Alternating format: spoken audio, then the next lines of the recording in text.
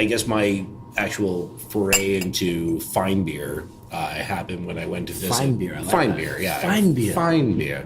the beer that you have in short-stemmed glasses. Yes, and fine cold. beer. It's Episode name, or Fine Beer. Fine beer.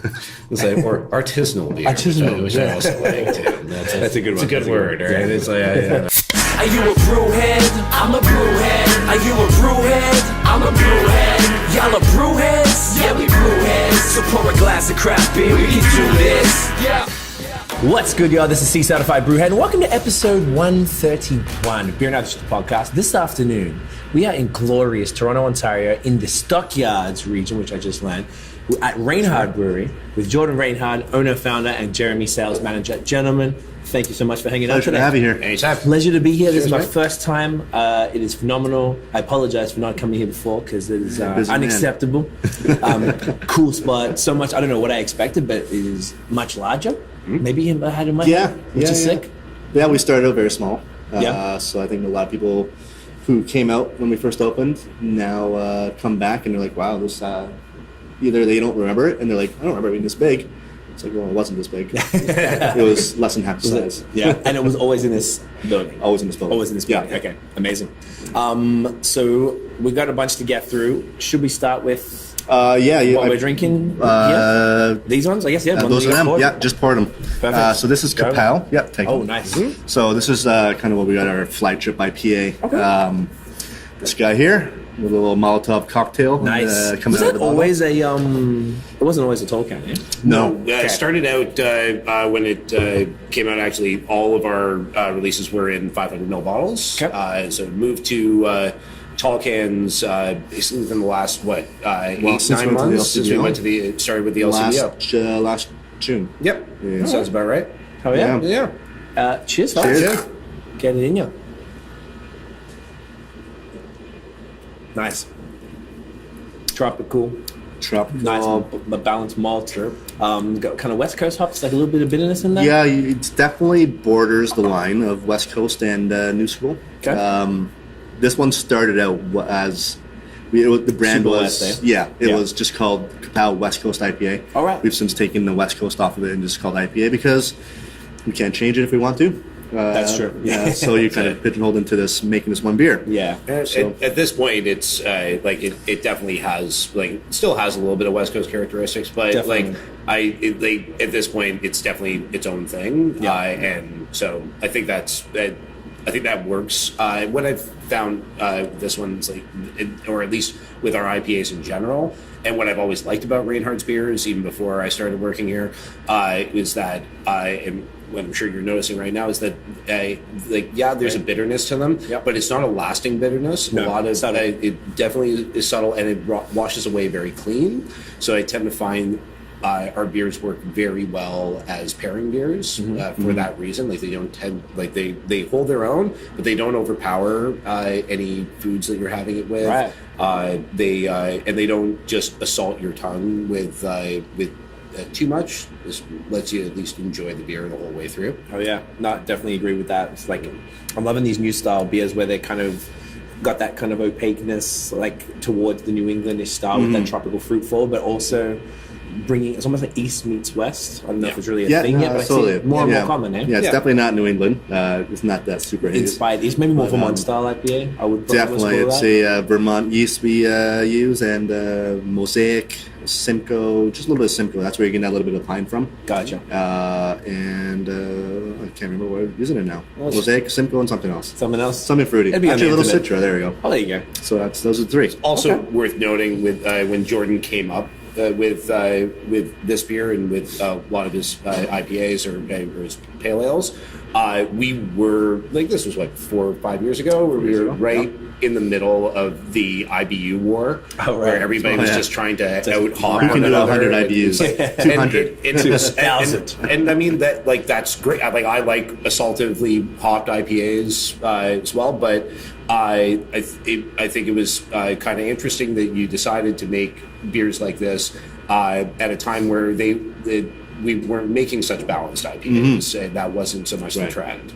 And I always liked the fact that it's East Coast stuff can end up being a little overly juicy and with no bitterness to them at all, and the West Coast ones can be far like insanely bitter with not a lot of that juicy characteristic. Yeah, and yeah. I find Yeah, you get a little bit of both in the spectrum. yeah, you've always been good with that with your designs.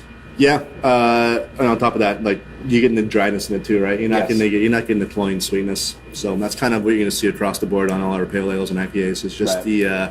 it's in there and it's It crisp, wraps up it quick. finishes Yeah. quick. Which makes you want to come back. Exactly. For Yeah, another one. you're not palate fatigued. No, not at all. And particularly after sessioning a bunch of these, Yeah, you're going to want. because I think we brought a bunch of them. Yeah, we got a bunch of Kapow, stuff. Lazy Bones, Yeah. which is our seasonal IPA, which Okay. we like to do in the short cans. And then our other flagship is the dry hopped pale ale, armed in Citra. So that's just loaded That's with what I Citra, heard about. Okay. a little bit of Galaxy as well in there sometimes when Australia. you can find it. 100%. When you can find it, right? Yeah. That's it. Jeez. All right, beer stories. Whoever would like to go first. How did you get into beer? Yeah, it's how'd you get into beer? It is. Drinking at a young age. You mean over 18? yeah, of course. Over 19, I'm sorry, as is 19. legally 19, of course. Yeah, yeah, required of by course, Ontario's of laws. Exactly. It's a long story, I guess. Short story. We have times. That's what we're here for. Just kind of obviously growing up, you're into the just drinking whatever because you can get your hands on something and you're just pounding back. Yeah.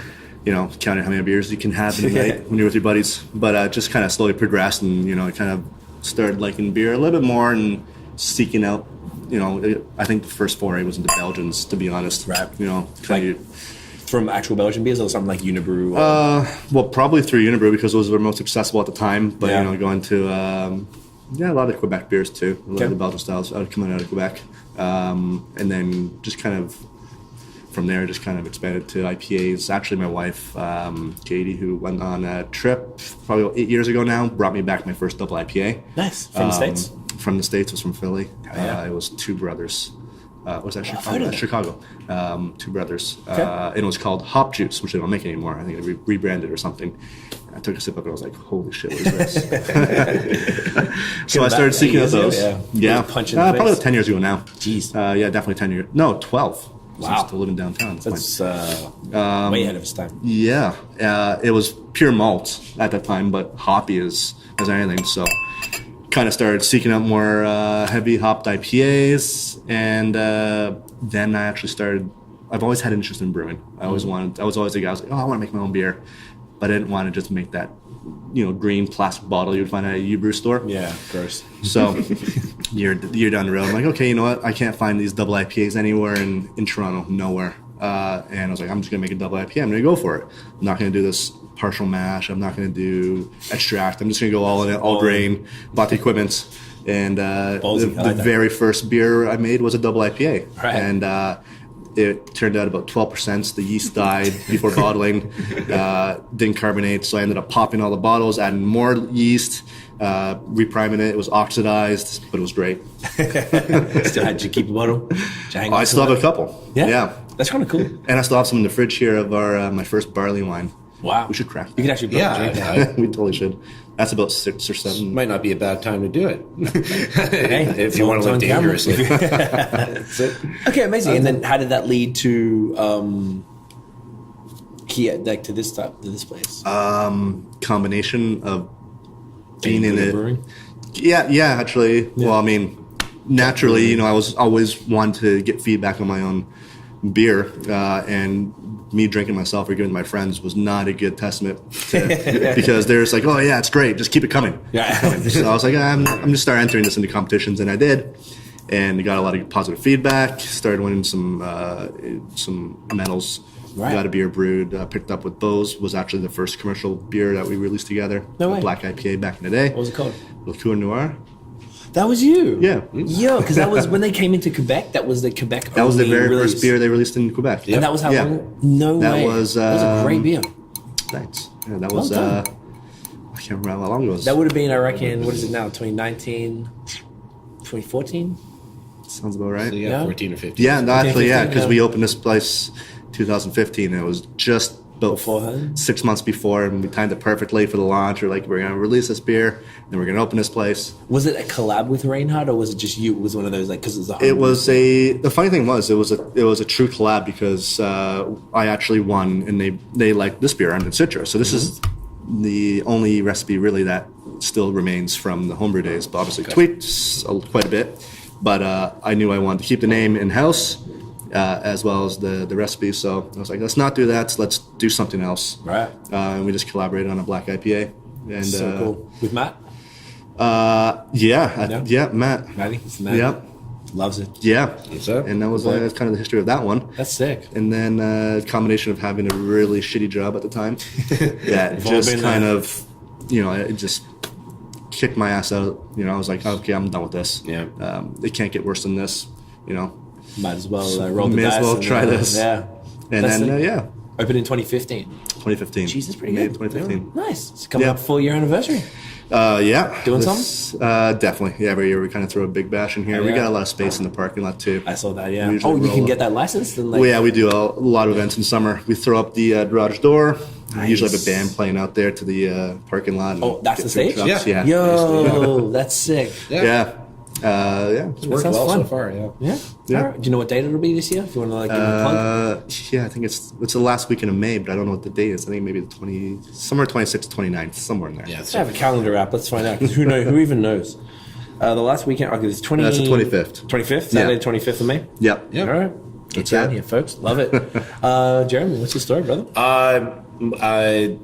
It's a very good question. I basically fell ass backwards into beer. I always, enjoyed beer, but I was more fascinated by the more I learned about how beer was made, and it made me a little bit more excited about the whole thing.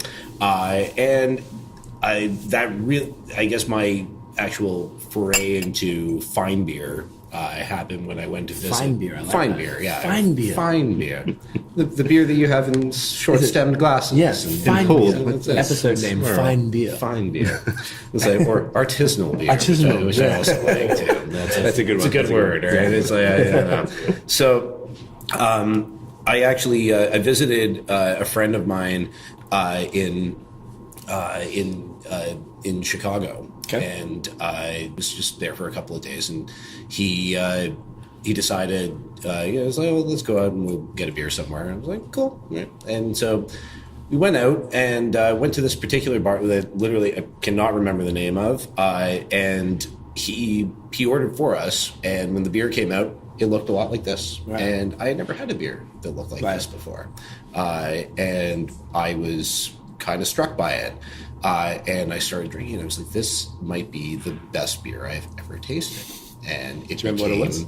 I couldn't tell you. A half acre or something like I that? think it was I don't know if it was. I believe it was somebody from local? I think from Ohio or from Illinois. General Somewhere in region. Illinois. I really didn't. It wasn't really at a moment so much that I was so interested in breweries and what breweries did what, so I couldn't really tell you. But it snowballed after that, and I started learning more and more and more. Right. I got a job with the LCBO, and I was very lucky to be very much at the right place at the right time at the Summerhill store when they opened up the first craft beer boutique in Ontario. Right. And I was me and a couple of other select folks got to be the ones to curate it, and we just wanted to. And I tried literally every beer in that place. Even before the actual beer boutique opened, I was really taking advantage of where I was, and that is a store that carries an obscene amount of beer. The best in the city, is that right? Yeah, The AAA store? I think it is. I think Weston and 401 is still technically the biggest store in Ontario. Right, I know the but Summerhill And they're is, open the latest, too. Yeah, they are. They are. Yeah, Yeah, open till if mom used to live 11. near there, it was open till 11. Like, Yeah, oh, it's 10 o'clock. It's going You to gotta love that. Yeah, right. You never forget that. It's saved me a few times. But Summerhill was just the sheer amount of beer that they had from all over the world, and I was leaving every day with at least 4 new beers that I had never tried before, and I wanted to try literally everything in there, macro, micro, what have you. I wanted to know everything, and I became. And what was great about the LCBO is that they would pay for any education that you wanted to undertake that would make you better at your job. So I began studying with Roger Mittag at Prud'homme, and I started learning a bit more about beer that way.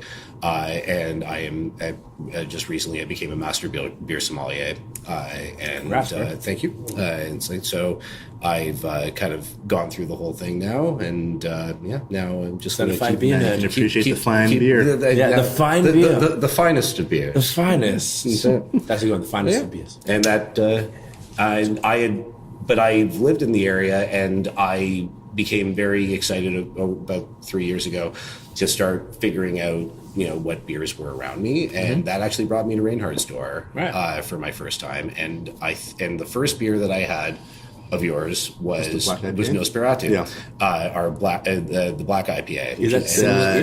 Very similar. Yeah. We just didn't use any Eldorado hops. Yeah, and that was the key. That was the key hop in the BAOS one. Yeah, and at the time I walked in and I was not into black IPAs. I found them, at least to me, it was seemed like they're polarizing. They clashed to me. I was just like, the West Coast hopping or really, citrus heavy hopping with chocolate and coffee and burnt notes. It just seemed sometimes weird. I can't even do it. It was like it seemed odd. And whoever it was who was behind the counter at the time suggested that I try it.